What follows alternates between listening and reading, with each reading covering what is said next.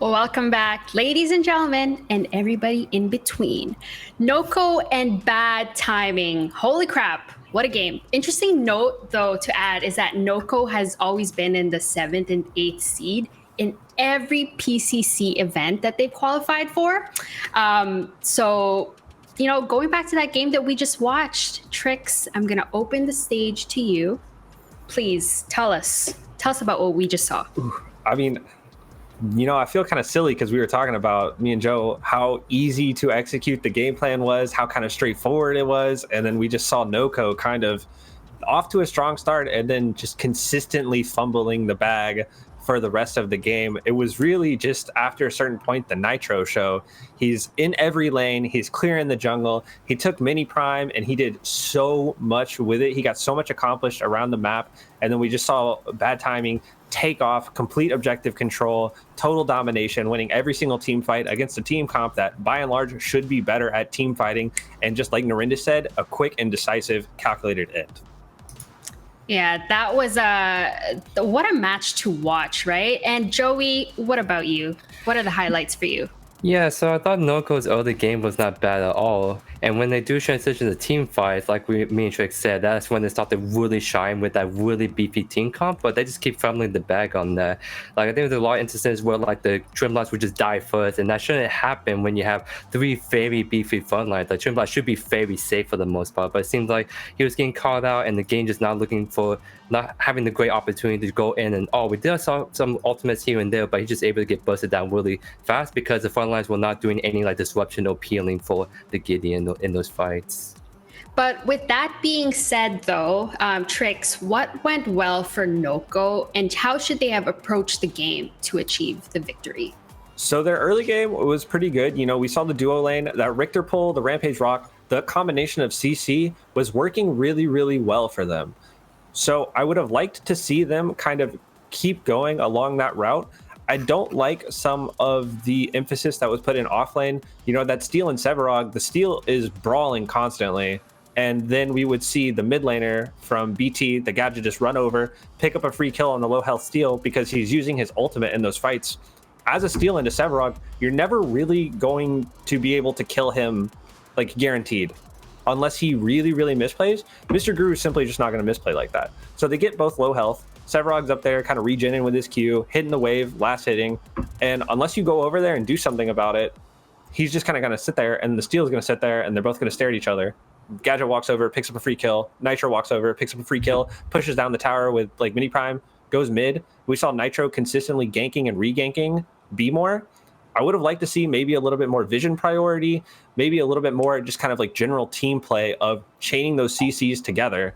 By the time they started like grouping up and trying to really execute that game plan of big steal ult into big Gideon ult, it was kind of too late. And what about you, Joey? Trix kind of mentioned like how the steal, it didn't work so well for him in the off lane, and the many times that we saw during that game where Gadget just puts a bomb on him, and I'm like, oh god, we know he's dead, and he just gets deleted. But how could Noko have approached that game, and what could they have done to achieve victory? Yeah, so kind of like I say, I think they just needed to play best for the strength, and that is that very strong frontline comp. It kind of feels looking like Noko was kind of scattered, and this is like a very good team they're going against. As soon as they slip up, they're gonna capitalize on that, right? And for like Noko, who's very need to keep the Trimlots to gain in life, they can't afford to make any mistakes. All they need to do is have the Trimlots and gain sit behind the front lines. The front lines go in and create space, right? But we didn't see that unfortunately from them, and that just ended up being the whole strategy just kind of came to a flop in that match. GG's, Noko, and bad timing. But now going into our next game, we will be watching even worse timing versus Rogue. We know both of these teams have been working really hard. We know they look for scrims almost every night. We saw Wango in that video that we watched earlier that Tedium made for us, as well as Pablo. We see them in our PCC Discord, which if you haven't already joined, please go ahead and join our channel. If you aren't already, subscribe, follow. We also have a Twitter, I guess Zitter now, as well as a YouTube channel. So please, please give us a follow if you like what you're seeing. But Even Worse Timing versus Rogue is our next game. Rogue beat For Fun Gamers, so they move forward to go against EWT. Tricks, what do you know about EWT? EWT coming back, winning the last event. Very strong team, very strong players. They've shown that individually they are some of, if not the best in their respective roles. And as a team, you know, last time they played, they won against D-Lab. None of the games that they played were close. It was just complete domination across the board. So I think that we can expect just another incredible showing from EWT, especially in this best of one, where you don't have to play the slow game. You don't kind of have to plan on the other team adapting to your strategies. It's I'm expecting very much hit the ground running, like gas pedal all the way down and a quick end. And Joey, we know you subbed for Rogue during the round robins. What can you tell us about this team? Well, for Rogue, one thing that really stood out to me is that the communication is just really on point, which sounds obvious for these competitive environments, but a lot of these teams you see getting knocked out early or not performing well, a lot of it's due to just communication. If you have a team with kind of like communication going against a team with very, very solid communication, you can see like a very one-sided show. And so from my time with Rogue, they definitely have very great shot calling. They're very on point. Even when things get really crazy in those team fights, they work as a unit. They know exactly who to focus or when they have to engage or disengage. So I think a lot of the strengths from what we're going to be seeing in this series is going to be in those team fights and how they're going to be communicating and doing the follow-ups on those objectives. Yeah, and like when you watch Wangle, sometimes he's streaming the games or the scrims, right? You can just see like how focused he is, and like the communication between all the players, and the shot calling by Blue Jay. I just gotta say, like, chef's kiss. Like, I haven't heard Haru. I know he's also one of the shot callers for the team, but they just work so well together. Especially we've got Wangle in the mid lane, just working well together with Blue Jay. But with that being said, let's look at the draft. All right, so we've got Even Worse Timing on our left side and Rogue over on our right. So yet again, we do have our new draft system in place. Tricks, do you know if if there will be certain picks and bans for Even Worse Timing besides the Rampage? So Even Worse Timing, from what I've seen, a lot of their players have pretty deep champion pools. Seismic is going to be great on just about anything that you can put them on. Pablo and Vecron are some of the best to do it in the duo lane. So it's really kind of just, I think, what they feel is going to be the biggest threat from Rogue that they're going to ban, because I don't think as players they are worried about getting banned out themselves. And the Rampage ban, so just other than the Rampage ban, it's going to be a Rampage ban. It's just a good general safe ban. It takes away one of the strongest junglers. It takes away that like long form of CC, and I think it's just overall like the best, like safest middle of the road strategy that you can do. And Joey, what about Rogue? Who are the top bans that you're thinking of? Given that you have some insider scoop on the team. Yeah, this is gonna be interesting, because usually what the kind of big emphasis I was talking about earlier is the prior on these flexible picks. So usually you see something like a Bellica, a way to kind of pick or ban. But Rampage's ban is not bad, but that just means that there's gonna be a lot of flexible picks going through. And we see the Kalari. So it's very interesting because I don't think Kalari is a high prior pick, except for maybe the jungler on Even Worse Time maybe disgustingly good on Kalari. So this could be a more interesting draft in the sense that I think Rogue is trying to not more so kind of ban like the more popular picks, but they're trying to ban out some specific champions that's going to probably be a problem, just because Even Worse Timing can pilot these kind of champions really, really well. Yeah, Six is definitely, kind of one of his characters he's known for, I think, is his Kalari.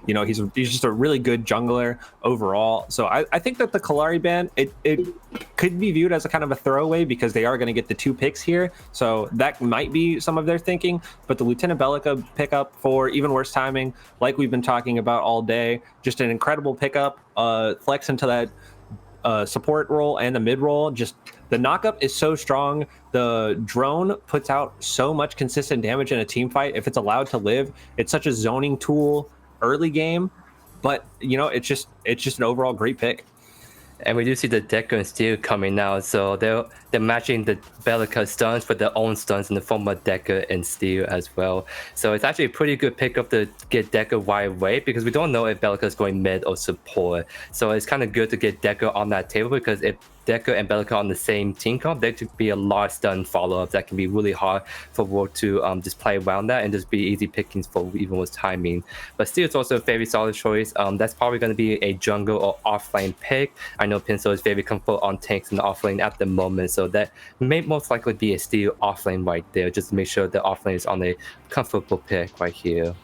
Yeah, I like the Steel offlane pick too, because it's just so safe. Like, he doesn't really lose lane to anybody. He's not going to win or like dominate, but it's just an overall like pretty consistent, safe pick. You know, he's got the escape tools, he's got the CC that you want to bring to those team fights, and it's just kind of like a strategy of, you know, they don't have an offlaner, we're just going to play safe. But we see the Sevarog and the Chimera pick up for even worse timing. So kind of a very similar team comp to what we saw last game with bad timing. That Sevarog into that Steel matchup, like I just mentioned, they're kind of just going to hit each other. It's going to come down to the jungle. And we saw Nitro last game on that Chimera completely controlling the early objectives, ganking 24/7. It's a huge early game threat, and if he gets ahead, he's going to be able to keep the enemy jungler behind. So far, I'm really liking this team comp from even worse timing. And I do agree. Oh, there's a little error. But I think it's very interesting they did the Sevarog offlane this early, because Shinbi is actually one of the best counters to offlanes. What they could have done is they could have like picked the Shinbi into Steel and try to make the whole like split pushing comp for like Rogue, because Rogue's kind of Deku and Steel pick right there. Kind of seems like they want to go more team fighting oriented, but so if you do like a Shinbi instead of Sevarog off lane, you can kind of disrupt, you can kind of keep the Steel opponent in the off lane, which is really bad for him to go against the Shinbi. But we do see Crunch coming out here for Rogue. That's definitely looking to be a jungle pick. So right from the start, I think it's pretty safe to say that we know exactly where the Deku Steel Crunch is going on Rogue's team, and Bellica can still go either support or mid. So it's just really going to come down to these second phase bans, because I think it's very obvious what are the last two picks for Rogue, and even Wolfstar can probably try to ban out one of the two roles. Yeah, you know, leaving up those ADs to the last pick, it kind of opens you up to maybe getting a suboptimal pick, because if even worse timing is going to ban one of them out, pick a strong one, you're kind of, you know, left with the bottom of the barrel. Obviously, you're never going to pick Sparrow here. She just doesn't perform at this level. But so far, I mean, I like the ambiguity of Rogue, because although we're pretty confident we know where the Steel Crunch are going, there still is, you know, some level of maybe they switch it up, maybe they surprise. You know, Crunch into Sevarog isn't a bad matchup. Steel into Sevarog, you know, we just talked about, it's pretty even. But the Narbash ban coming out from Rogue and the Gadget ban coming out from even worse timing. What do you think about these, Joe? Yeah, it's interesting, because I think Narbash is another pick where you don't normally see ban, but I think Rogue is purposely banning it because I think they know that Effect 1, the supporting Rogue's time, is really good on the Narbash. Like, Narbash is kind of slept on, in my opinion, in the sense that if you can have a team that plays well on Narbash and the person piloting the Narbash is very good, he can just be a menace, because he can just keep healing his entire team up in those team fights, and that's just really annoying to deal with, because it allows you to kind of like poke out the enemy team and then use Narbash heal them back up, and you'll have very, very strong spot for the objective fights. Yeah, I do find the Narbash ban to be surprising too, given that you've already picked Decker. I don't know if any team is really going to willingly kind of take that, like Narbash into Decker. It seems like it would be pretty hard to play, but the Kira pick coming out from Rogue going to leave the last two picks up to even worse timing. We're going to see the AD. We're going to finally determine where the Bellica is going, if it's support or mid. I'm honestly kind of expecting a Gideon here. Yeah, Gideon can be really good for even worse timing, because already with the 3 picks Bellica come in and said, like, they already have a pretty strong team fighting strategy. So if they can put Bellica in support and get Gideon mid, it just makes their team fighting just even that much better. And that can be hard for like the Kira to deal with, because you need to get up close and personal. But we instead see the jungle and Mirio on the other side. So I'm actually very interested on the choice of Mirio on even worse timing compared to other supports. Yeah, this is incredibly surprising. Like, we don't really see many Muriels that often. I was totally expecting, you know, to kind of lean more into that team fight heavy comp, to put the Bellica on support against the Decker. Muriel into Decker, not bad though. You know, she does the stun. You kind of negate a lot of that follow-up damage, and then you can kite backwards or push forwards using her slows and her other shields. Drongo does a lot of damage. I like the Gag Grenade into Kira. Like, it shuts down a lot of what she wants to do. The Gag Grenade into Crunch, really, really good because he comes in, he just gets silenced. He can't uppercut you. He can't dash again. So the Drongo pickup's really, really strong, but the Muriel pick is a huge surprise to me. I can see some of the reasons for that because I think she wants to just enable like the Chimera in the sense like if Chimera is getting shielded by the Mirror 24/7, he can just cause so much havoc and be really hard to kill. And we do see the Gideon being picked for Rogue, so this is actually looking to be a solid team comp for both sides. Well, I think both teams comps are great in those team fights. They can be great in small skirmishes. So it's gonna really depend on how these teams are coordinating and how they're gonna be playing around these objective fights. Yeah, the biggest thing that I'm noticing is that Even Worse Timing doesn't have a solid answer for the Gideon ult. You know, if he goes up high, you can't Gag Grenade, Muriel, Sevarog, Chimera, Bellica. Don't really have any CC that's kind of point and click that can reach him, other than, you know, if your support gets Silentium. But Gideon can just build True Silver Bracelet. He's going to be immune. He's going to get off the full duration of his ult. Drongo, incredibly safe against the Steel Crunch dive. You know, he just kind of ults out. But yeah, I like both of these team comps. I think that they're both solid. They both kind of want to do a little bit different things. I like Rogue's CC though. I will say that I'm always going to favor hard CC, long range, easy to engage. And that's what I'm seeing from the side of Rogue.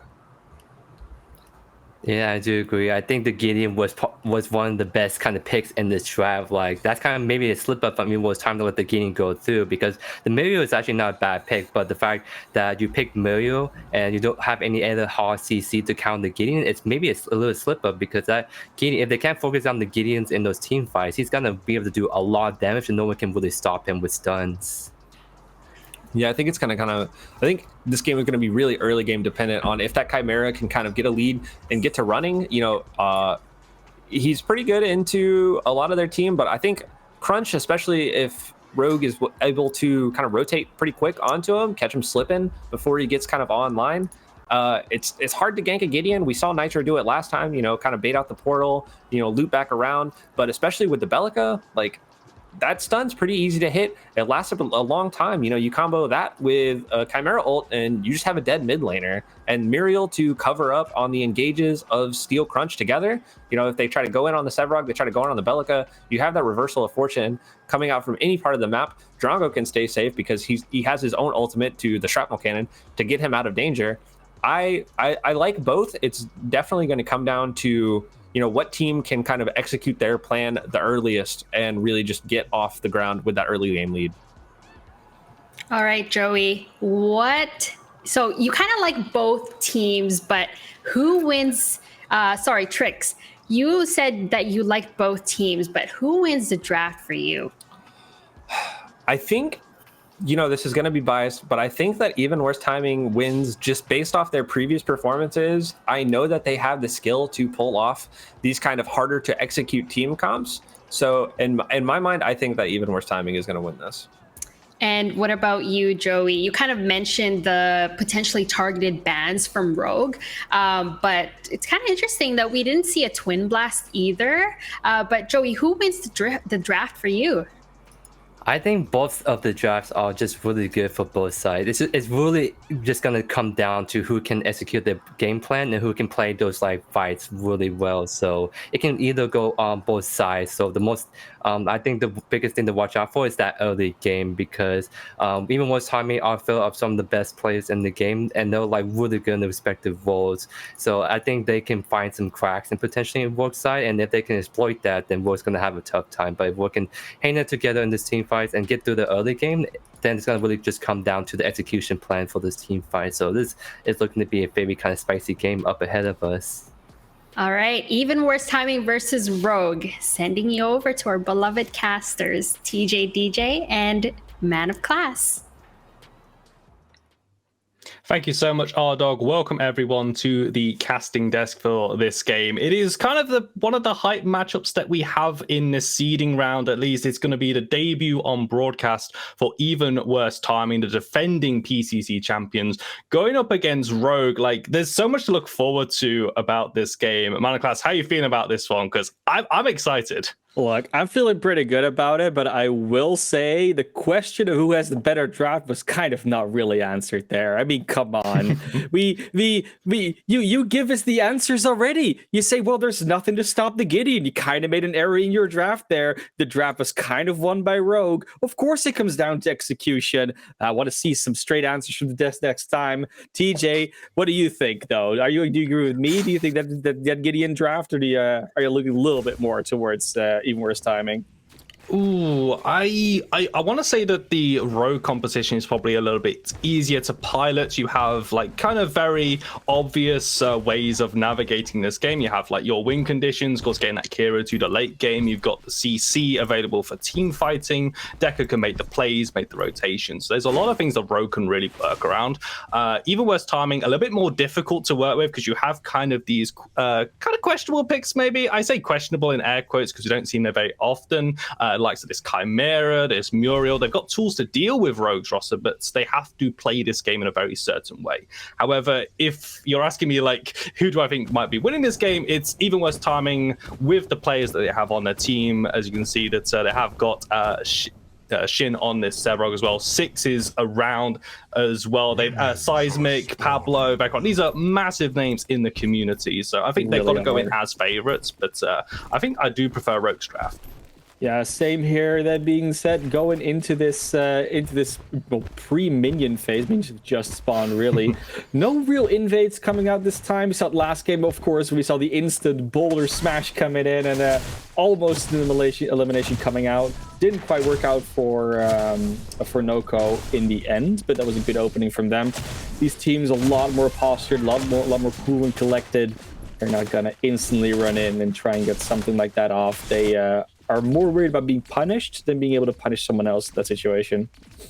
I think it also comes down to the fact that we've taken off there's no Rampage for one, and there's no Richter. Richter made his way all the way through this draft, didn't even get acknowledged by either team. And already in terms of shenanigans, like the shenanigan level from having a Rampage and a Richter in either of these games is just kind of crazy, really. So, you know, kind of the shadow curtain plays you could have, hiding behind the corners as well, using the terrain to your advantage. Always have to respect the Riplash coming out from left field. But, you know, this time we have very much more standard laning phases as here, more standard starts, no invades really.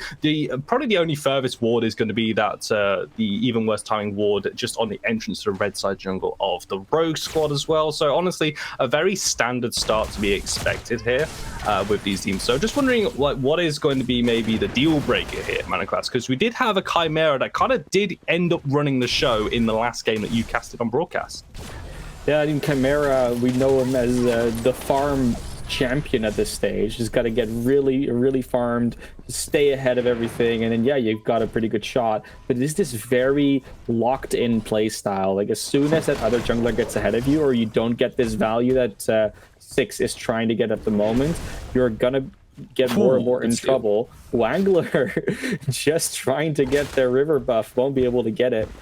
Nice denial. We nearly had our first kind of flashpoint there. Everyone going around those first river buffs at the 3-minute mark as well. And it's kind of does trigger a little bit of the adrenaline going. You can see that the containment fence was put down by Tekken Kid on this Decker as well. So it's still even like looming around, getting some of the deep wards as well. So we've got the 3-minute madness moment has already passed, and you know, very close. You did see Blue Jay and Six meeting you in that river as well. I think Blue Jay was the one who definitely wanted to get out of that fight more than Six, who just wanted to go in on his Chimera. Hey, that's kind of what Chimera does and what does exceptionally well. But aside from that, we just go back to standard farming here, and we just get to kind of look at the lane states at the moment. Everything seems relatively even.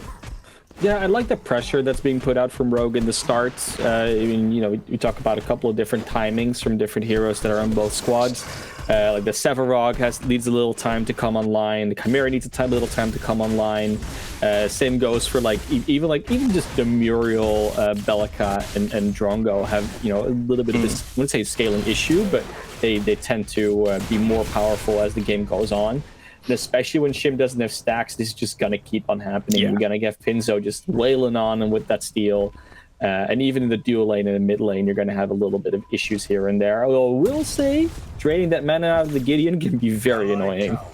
Oh, for sure. No, even just kind of like how close range these mid laners have to be to each other as well, even to hit their shots. So maybe a little bit of argy-bargy towards the left-hand red side. Blue Jay is here as well as Six showing face. Vecron is isolated from his AD carry, actually having to use that alacrity to give him a little bit of movement speed to get away. Pablo has returned back to the map. Six is also looming around as well. Blue Jay still in the vicinity, at least a potential gank may be brewing, but Six is currently on the hunt. You can look towards the mini-map on the right hand side. A bit of a combination of invades as well. They're going deep into the red side jungle, maybe looking for Blue Jay, get some vision, get some knowledge down there. I'm going to at least spot Blue Jay doing one of his camps as well. Seismic's actually snuck around. Blue Jay having to turn around and forward crunching away. Vecron hits the slow, looking for an engage. Seismic hits that combo, at least Seismic assault and also the void bomb. Blue Jay going very low. Seismic hits yet another one. It's going to find the kill as well. First blood going the way of even worse timing. The rotation from mid comes up,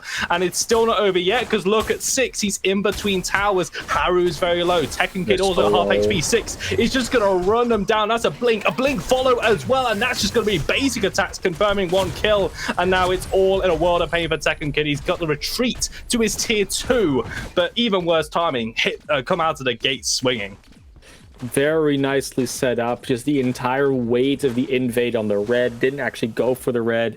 And we saw the Crunch just waiting around there. They were actually already in position to potentially follow up on an overextension, to cut off like a Chimera coming in. But they just didn't expect the mid lane to also be there. You can see just with the 2 kills, Wangle also making their presence known, but unable to really impact. Just gone back to the lane, still keeping that XP going, at least, so we'll be able to get a little bit off the minions. But with that rotation coming out, I definitely think Seismic's going to be probably the happier chap in regards to that rotation working. And just casting eyes over to the right-hand side as well, Pinzo versus Shin, the Steel versus Serog matchup. We saw kind of Shin having a bit of a rough old time dealing with the Steel, but it's actually going to be Pinzo, the one stuck under tower. And I can see a little bit of a cheeky roam coming out. So river buffs have spawned as well. Wangle might have to be careful here. There was a potential, but it looks like it's going to be Shin returning back to the southern side, but has grabbed that river buff. Yeah, we'll be able to just go back to lane, farm up a little bit again. They wanted that river buff for the mana recovery, obviously, but not going to have too much left in the tank. We'll be able to get a couple combos off, and that's about it. Looking at the CS at the moment, of course, not a huge gap. We do see a little bit of an advantage for even worse timing, but not surprising after I got a couple of kills extra. And yeah, now they're going to have to go back and... Actually, it's an advantage for Rogue. Sorry, I misread that, even despite the 2 kills coming in. Yeah, it looks like it's just a 10 CS lead kind of. Yeah, it's not a huge gap. It's just, it just exists. But that's actually interesting to see, right? That you don't have it needs a huge gap between the 2 teams just because those 2 kills happened. The respawn timer obviously helping with that. Also good lane control coming out from Rogue early on that left them with enough minions, or at least enough of a minion lead to not completely get gapped instantly. At the 8-minute mark, we're going to start looking towards either the Mini Prime or the Fangtooth, or both for both of these teams. Gold buff now for Pablo and Vecron. Going to try and take that. That might be contested. And we do have the Crunch coming out from the jungle that could assist them with this. Won't be necessary. Definitely just trying to loop around at least, but I think that gold buff was taken just a little bit too quickly. However, we're very far pushed up. Blue Jay is going to be sweeping around, looking for the ward. The forward crunch on towards Vecron, going to hit that knock up. The stage spawn landing as well. There's a big chain of CC on towards Vecron, but the shields will mitigate a fair amount of damage, and he's able to get underneath tower. Meanwhile, Wangler pushes onto Seismic, but Six is around. Torn space will be used and followed by Six as well, looking for Wangle on this Gideon, but it looks like just able to retreat under tower at least. Six wanting to find these early picks, and you know, aside from the action over in duo side, we've gone back to a relatively tame proportion of the game. We're talking about timing as well between these two, because that play from Crunch could have been great. It could have been a really nice one, because they set up the stun really well on Vecron. It just came in very deep, and Tekken Kid and Haru were just not far enough forward to finish that off. They had the would have had the damage otherwise. Fortunately, they couldn't find the positioning in time. Pinzo and Shin still fighting for position, fighting for these minion waves, trying to deny each other, and a lot of pressure on the mid lane. Yeah, Seismic should be able to get out of that one. Wangler does go super low, almost got bursted by the ultimate. It wasn't quite drained enough for the elimination to go the other way. So they do find that trade in the mid lane. Wangler gonna go back to base. Have to be a little careful for a Chimera to drop in. But, yeah, Rogue nice taking trade. a leaf out of the bad timing book for that one. The Deco rotation from duo side in towards mid, able to get the kill as we saw as well. Kind of with Rogue getting that first kill on the board as well. And you know, this game still feels relatively even. Looking for that flashpoint. Six is going to be looking for another gank towards left hand side. Does have the cull available. Haru's going to be the target. The cull will come out though on towards Tekken Kid. Haru able to glide back towards a tier 1 tower at least. Didn't look like any of the considerable cooldowns that Six was looking for have been burnt. But if Six shows left hand side, that does open the door for the mini prime to be taken by Blue Jay. But it looks like it's just going to be a trade of neutral objectives, because it seems even worse timing respect this, and Six is going to start the Fangtooth, so we'll just be Fangtooth going the way of even worse timing, and Rogue going to pick up their mini prime. Mini prime, a very good objective for especially a Chimera to get though, so the fact that Blue Jay takes this, pretty big boon I'd say for Rogue. Even worse timing, they'll get the Fangtooth, which feels like more of a consolation prize in this situation, because they didn't get the gank before. And nice down. It was a really good job from Six actually waiting for the containment fence to come out, and then only then using the engage jump, but still had enough movement left at Haru to actually get out. Was close though.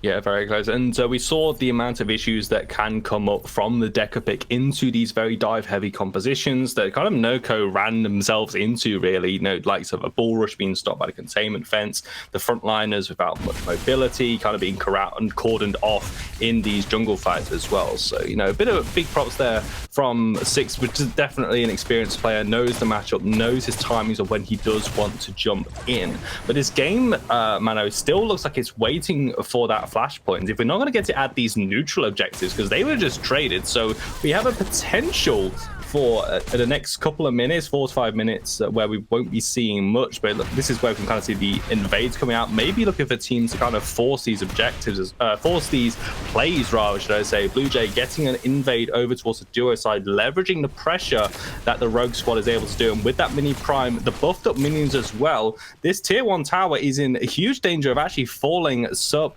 15 minutes as well. And this is just very good play by Rogue at the moment if they're able to grab this tower. Wangler posturing as well to potentially come in and help them out if there was any contest. Jungle completely clear though. The rest of even worse timing is on the other side of the map on the solo lane. They want to make a play for the steal here. Pinzo with a lot of pressure onto the tower, actually losing way too much HP, and that might just a Decker ult, the Belica ult. Nope, it will not be the ult that gets it. Will just be a little bit out of Pinzo, just rope-a-doping around that tower. And now they're behind the tier 1. There is a possibility for them to be picked up by other members from Rogue, but there's no one near, unfortunately. That could have been a double kill back right there. It could have been an absolute disaster for the even worse timing squad on that right-hand side, but just lucky for them, Rogue deciding to prioritize the mid lane. They will take the mid lane tier 1 as well, so back-to-back bricks being taken down by this Rogue squad. And, you know, this is, dare I say, aside from just the kills in the duo lane, that's kind of the only difference here, really. Rogue kind of have really been stretching their macro muscles there and grabbing some very important towers early on, especially that mid lane tier 1. It's tier 1 needs to go down for either of these sides to really start getting a lot of space on the map. That for the tier 2-1 falling, especially in the dual lane, a big deal for the side of Rogue. But it means a lot more space for the ADC and the support to start roaming around a bit more, while the farm is still contained. We'll now see whether or not even worse timing can actually answer. They are looking forward. They did almost find the tower on the solo lane, but that's about all of the map objectives that they have been able to find. And now that we're looking for the next Fangtooth and mini prime in the next couple minutes, is going to be a timing issue, seeing whether or not they are going to trade objectives again or actually go for the engage. Yeah, and with that tower in the left-hand side falling on this Fangtooth side, it just kind of makes this side of the jungle just a little less safe for the even worse timing roster. And we've seen as well that Blue Jay is more than happy to invade using the, leveraging that pressure in duo lane, as we saw just moments ago as well. There's only now that 6 is in that side of the jungle. They have a little bit more control. Fangtooth will be spawning in just a matter of moments as well as another potential point here. But just looking on the map with the rotation, a deep invade coming out by the Rogue squad.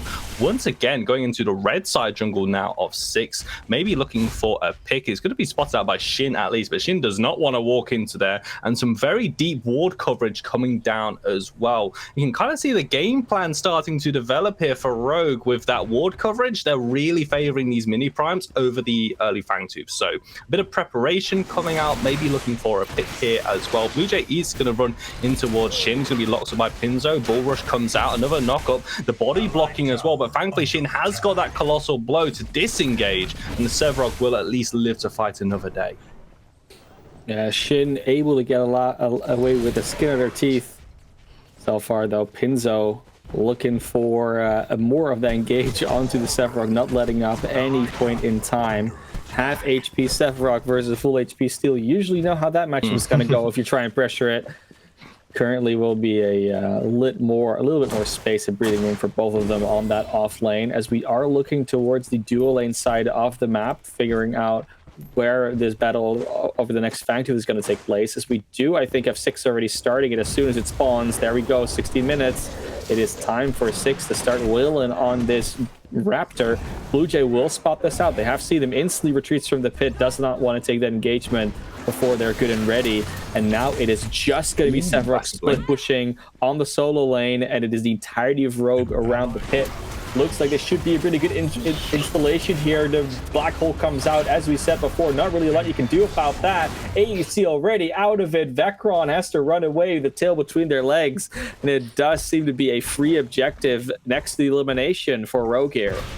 Yeah, really good pickup by Rogue. Really impressed with how they've been playing, especially in this mid lane as well. This Fangtooth going away, 6 retreating with the tail between their legs. But yeah, pulling the trigger as well, because as you highlighted, Pinzo was split pushing on the right-hand side, was able to at least return a tower to add to his team's war chest, so to speak. But there's a lot of solo XP and a lot of solo gold, and that feels like, with the likes of the Sevarog, you are waiting for that break point to come along where, Pinzo's going to, Shin, my apologies, where Shin is going to start rotating out of the solo lane, contribute a bit more to these objectives. Mini Prime is still up for grabs here, at least. Rotation of the duo lane out from left-hand side. Shin does hit a nice double subjugate at least as well. Blue Jay in position to start up this Mini Prime. There's only really Shin at the moment able to do much about it. Containment defense will go down. Shin just kind of being ignored for the most part, but Six is going to go for the engage, looking for the Deca pick. Very low health bars coming out, at least, as this team fight erupts. A colossal blow to try and disengage. Seismic at least able to take one down, and even worse timing, just pick up members one by one. Pinzo their next target, but look at the damage that's already been done. A torn space from Wangle is enough to get Pinzo out, but they've lost jungle and they've lost their duo lane outside the Mini Prime. They really trapped themselves inside of the pit, didn't have a lot of scouting going on outside of it to be able to push out. They used the space more effectively. No black hole coming in as well, because their Gideon wasn't even close to being able to do it. Wangler kind of lagging behind the mid lane, thought he'd rotate over, but then there was just too many members in the way. And Rogue losing the Mini Prime and a couple of members, still looking okay on the map objectives. They're not at all out of it, but that was definitely a significant loss.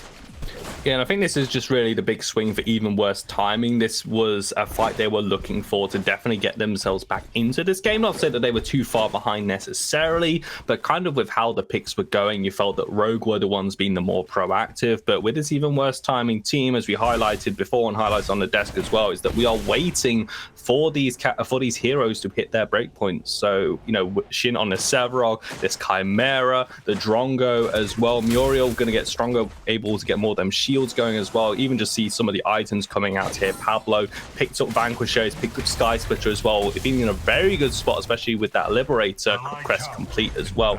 And the dual lane just seems to have that pressure in the mid lane, and that tier 1 tower is going to drop. So now the map really does start to open up for both of these teams.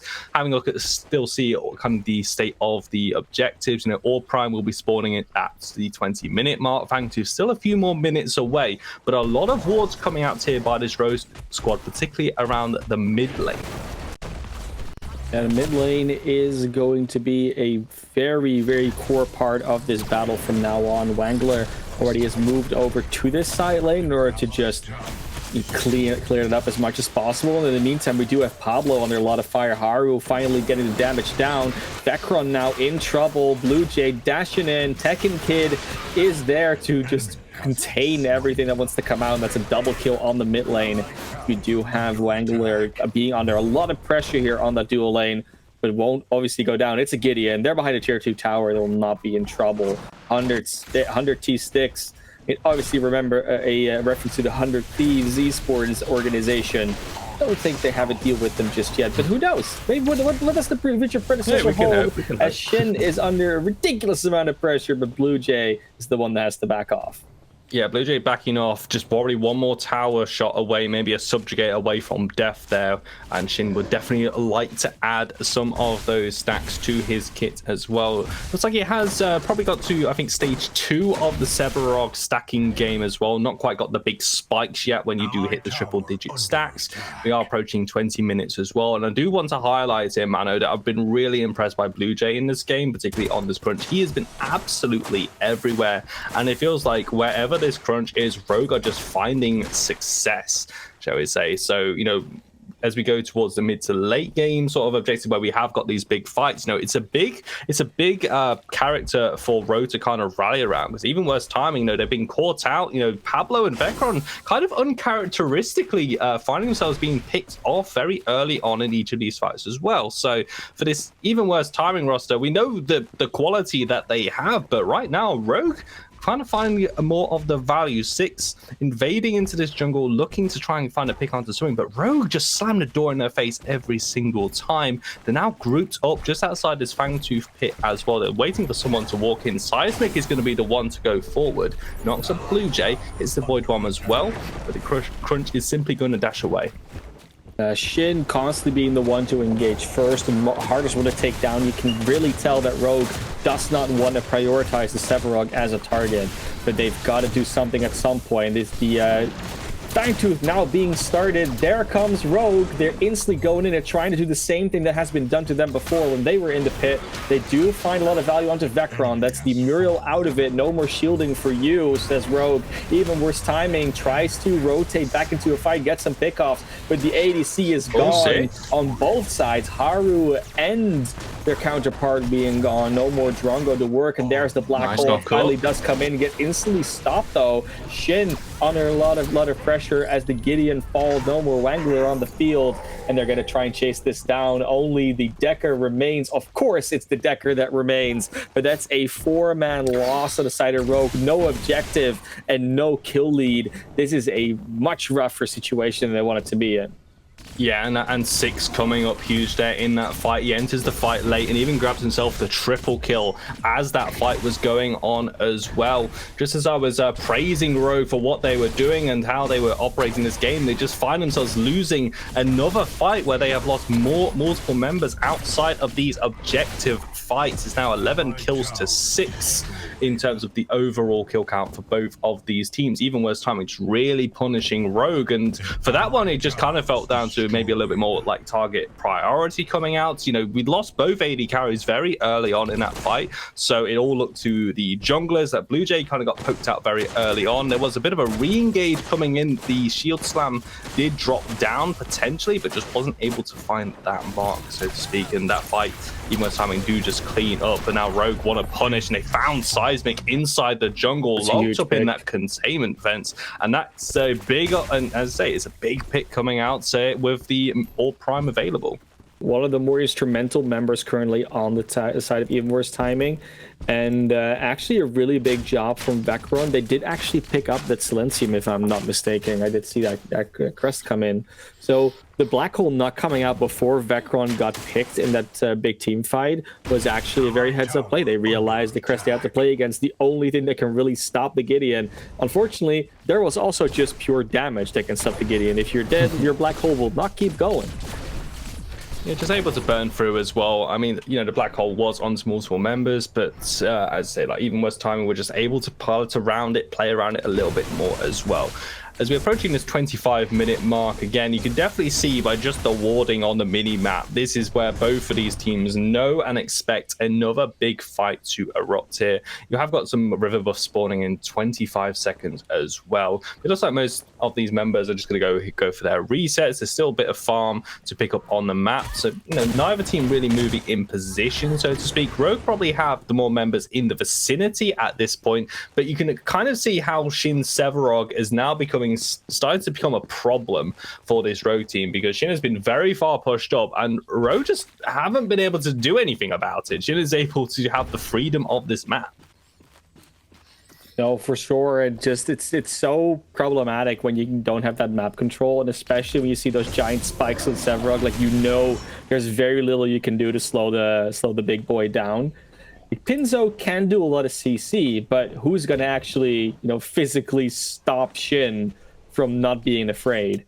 They just don't have to be afraid of anything. Like, unless you have Haru there with a ton of damage, what are you really afraid of? It's a nice stasis coming out from Seismic, but that is not going to be enough to save you from that one. The Black Hole, the boot, but that wasn't even necessary. Meanwhile, we see the full lineup of even worse timing just being in the pit. They're trying to do something here with the steel to stop this right from going down, and that is a lot of damage coming from Pinzo. The rest is arriving. They got to run away here. If you're even worse timing, you already lost your Vecron, you lost your Bellica before, and there goes the Drongo 6 just running away with those double axes on their shoulders, don't even have anything to use them on. And while the Ore Prime will not be continued by Rogue, because it doesn't really have to be at this point, they are also not going to chase down either of these very tanky and scary targets. Mano, that was kind of crazy for that one. You have to remember that Rogue winning this fight in a numbers disadvantage. That was 4 members of even worse timing starting up that Ore Prime. I like the call, you know, hey, if you're going to commit 2 members to the duo lane to pick off our mid laner, then yeah, we're going to try and start up this Ore Prime and maybe look for the objective, look for the fight afterwards. But Rogue, the combos coming out. Tekken Kid with the Rift Walkers into Iron Strike. Pinzo hitting 3 with the Shield Slam as well. Absolutely beautiful play coming out. The CC just way too much for even worse timing, and you know, they lost their dual lane in that one. Unfortunately, Rogue was just probably a little bit too low to really carry on that fight and maybe start up the Ore Prime, so we do get a kind of a full reset here. But Rogue still showing that they can still swing, and they are starting to win these fights as well. Ore Prime, though, firmly in control of even worse timing. They are going to start it up. Blue Jay is knocking around the vicinity. 6 is going to start wailing on it as well, so this will trigger to be even worse to the Rogue squad, that they might have to do something here. Shin is currently on zoning duty. 4 members grouping up. We're going to look towards Pinzo on the steal, who is able to bull rush away from the containment defense. Shin is on a one-man mission to zone off the duo lane. 6 re-engaging as well, but even worse timing, not quite hard committing just yet, but this might be in the jungle. 6 going to go in with the call, get the stun, and that's going to be the first pick. Blue Jay is out of the fight. Reverse of Fortune does knock up members, and even worse timing, just start cleaning up house. One after the other, they start finding these picks. Pinzo tries to escape, but Seismic is able to prevent that. 4 more members once again drop outside of an objective pick, and even worse timing are the victors. And that was the big thing, right? The Rogue never really wanted the Ore Prime. They just really, really didn't want even worse timing to have it. And even worse timing knows that. They are in the controlling position. They're just going to take the Ore Prime now. It's going to be good even further out of hand. Wangler is looking for it. They might try and go for a steal, but honestly, is it really worth it? The answer is probably no if Seismic comes in on the side. It is a lot of damage that Wangler can do with one of their abilities. I mean, the steal is definitely possible here. Did not get it. I mean, 6 was on a death timer, so there was no slay available to get that true damage burst down. Exactly. That could have been a big moment, but hey, even worse timing are going to secure that orb prime, and this is where we start to see kind of the even worse timing of PCC number 4 when they have got this advantage, how they utilize and how they play the map as well. They go back to base, they spend all of that hard-earned gold as well. Looks like they're going to just deal with a bit of housekeeping, control that left side minion wave, get that pushed up. The mid lane is looking like a particularly tasty target. Right lane solo is already pushed up to the right hand side as well. So these minions are in a pretty good spot, but Rogue not going to let it go so easily. Shin does find himself surrounded by multiple members of the Rogue squad, but again, they're just not wanting to hard commit on towards this Sevarog. Shin is really just allowed to do whatever the heck he wants. I think they are trying to posture a little bit. Maybe they're trying to bait the rest of even worse timing over. And if they're trying, I think they're going to be succeeding, because there comes the cavalry. This might be a full-on team fight in the mid lane, as we do see the Crunch and Chimera also chase each other down, walk each other around in that jungle. It is a full-on matchup. It's just Pinzo on the duo lane that is trying to keep the waves back, as that is the furthest one pushed in, but it is not going to be an engagement just yet. And that's the hard part, right? I feel like Rogue, every time they win a fight, they cannot really capitalize on objectives afterwards. But every single time the even worse timing wins an engagement, they get a Fangtooth, they get a tower, they get an Orb Prime. And that is really what Rogue has to try and find at. Try and find a fight win. Here would be really cool, and then get the Fangtooth. But unfortunately, that is going to be a primal Fangtooth towards even worse timing. And now you're really running for the hills if you're Rogue.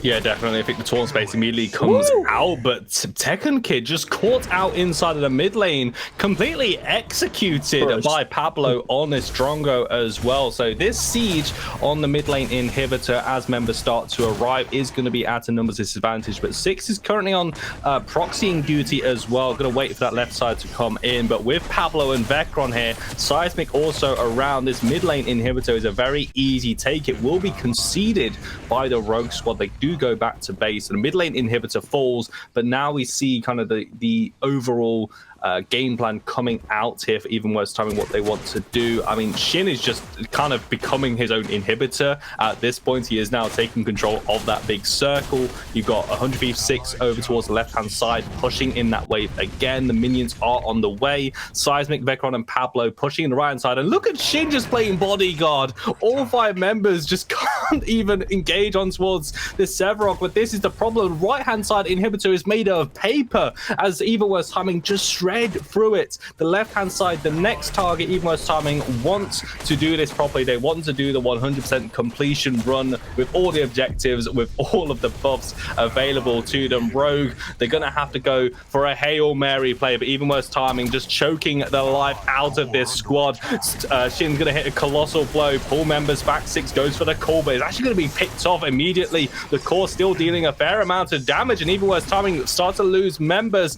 Rogue coming out to base, a black hole over the top, and immediately having to epoch just to keep themselves alive. Seismic is still here, Pablo as well. Blue Jay forward crunching from base. Pinzo trying to lock down a pick on towards Seismic. He misses that first initial CC, but will eventually get the bull rush. That core still chipping away at HPs as another minion wave comes in, but even worse timing, it looks like they've done enough to just keep Rogue stuck in their fountain. They grab yet more kills, another minion wave to crash in, but it's just not going to be enough. Wango and Pinzo now looking towards Pablo, and even worse timing, might have to potentially retreat here. Vecron with the shields keeping everyone going, but Wango will at least pick off Pablo. Rogue hold the base.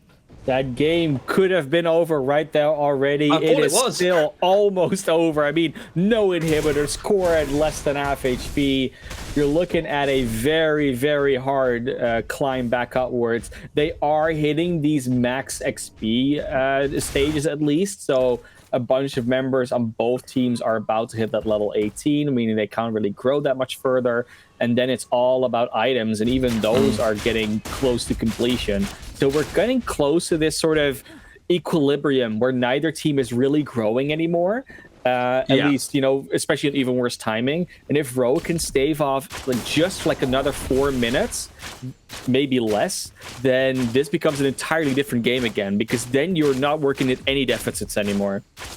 Yeah, it will all come down to that team play. You can just have a look at the items. You can see kind of what position we're in, just across the board. 3 items complete. Both of the AD carries, both Pablo and Haru, have got their 4th items completed as well. Big item spikes coming out from everyone here, at least. But I do completely agree as well, especially when we hit this point. We're 33, nearly 34 minutes in towards this game. Any death timers are going to be exceedingly long. You're talking 45 seconds at this point at a bare minimum. You've also got to consider as well that they've hit the roof. It's all going to come down to team play once again. So Rogue are able to kind of weather the storm a little bit here, but even worse timing.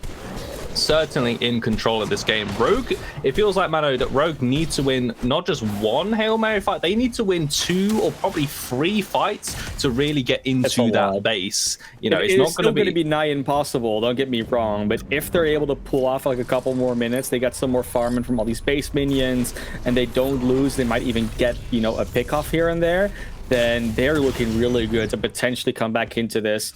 They need to be able to have enough space to push at least one of these lanes all the way into the inhibitor and past it.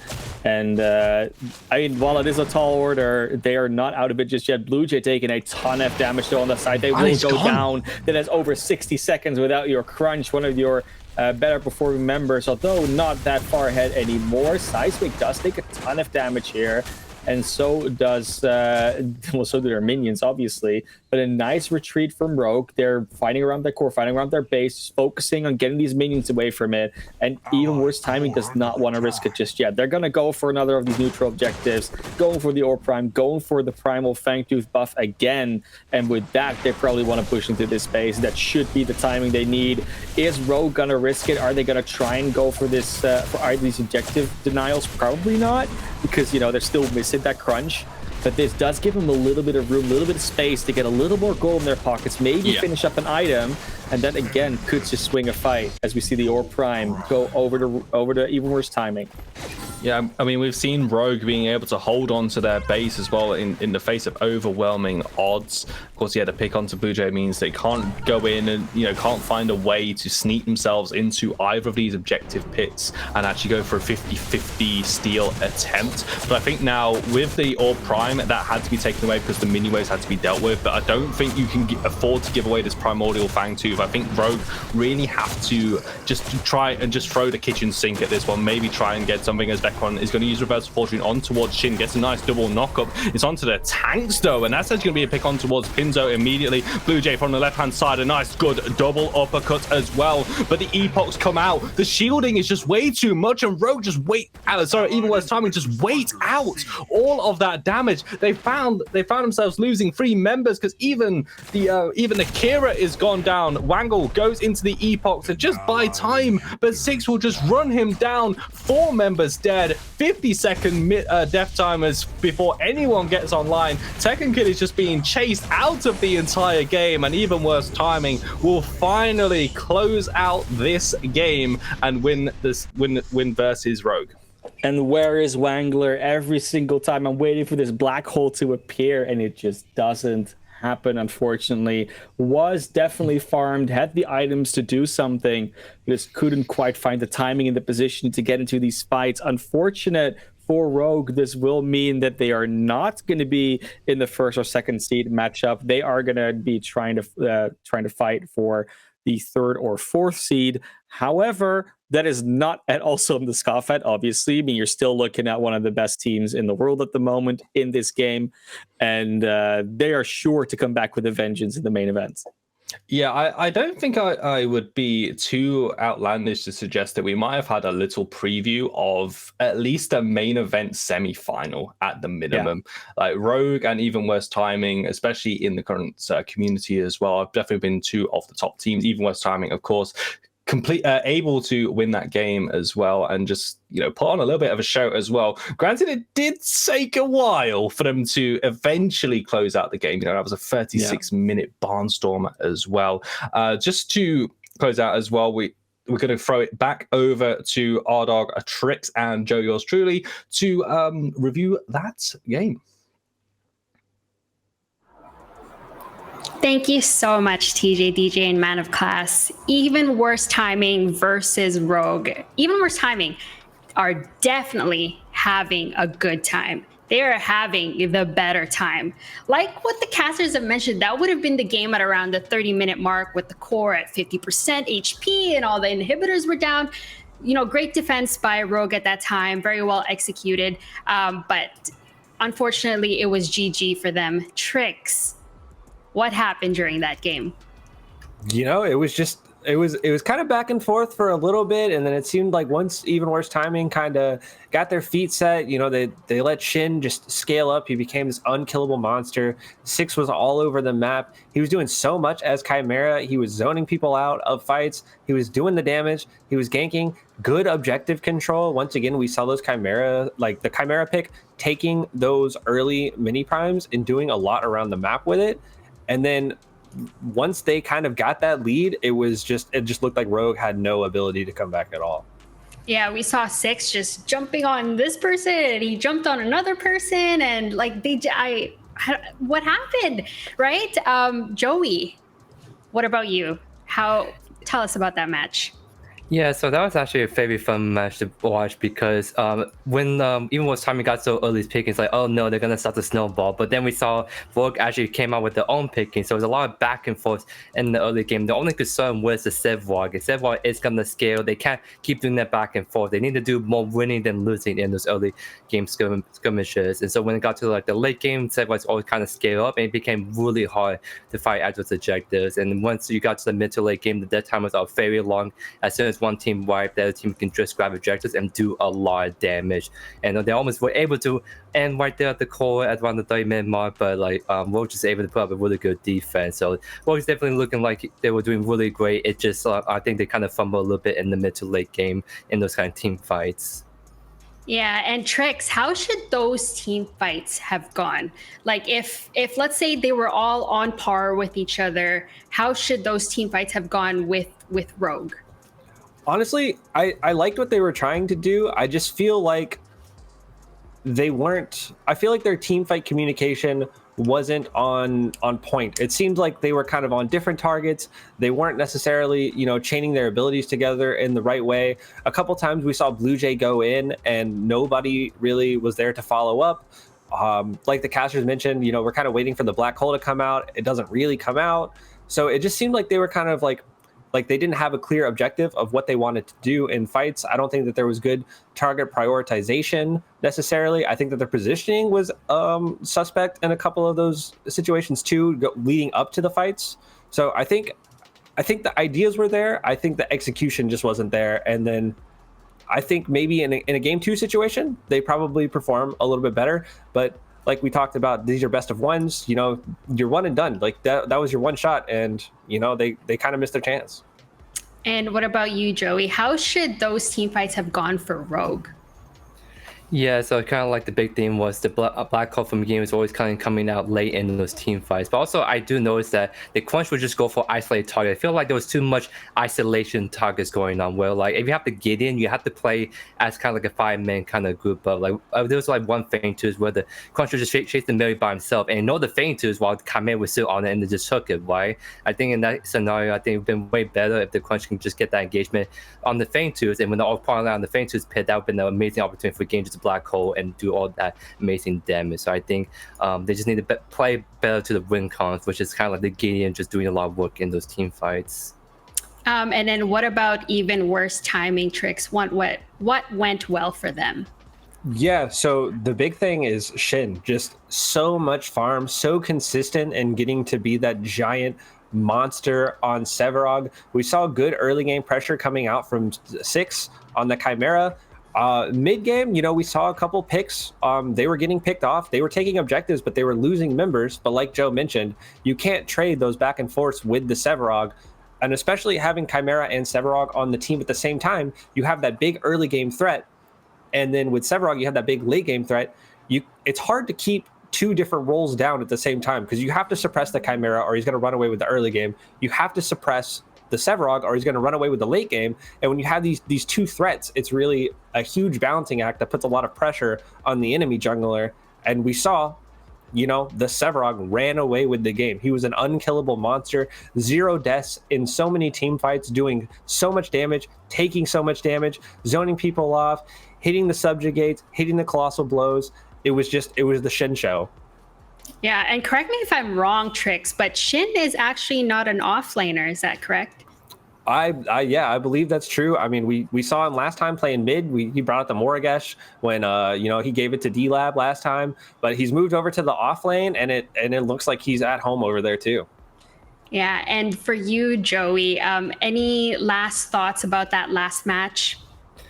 Yeah, it was just both drafts look really amazing. I think, like I said, I think we just came down to the early game, and the other game seemed like it was strong for both sides. It's just like I think Rogue just need to win more fights early on, because, like I said, they can't keep trading with the Sevarog win condition that even most time it has in the late game. So I think it was just kind of tough for Rogue to kind of come out on top when they have to deal with that late game scaling threat.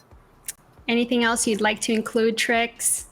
No, I think Joe puts it well. You know, just having two threats across the board that have different win conditions, it's really hard to deal with. I think, you know, once Rogue goes back to the lab, kind of thinks about it a little bit more, I think that they can definitely bring a winning strategy to our finals event.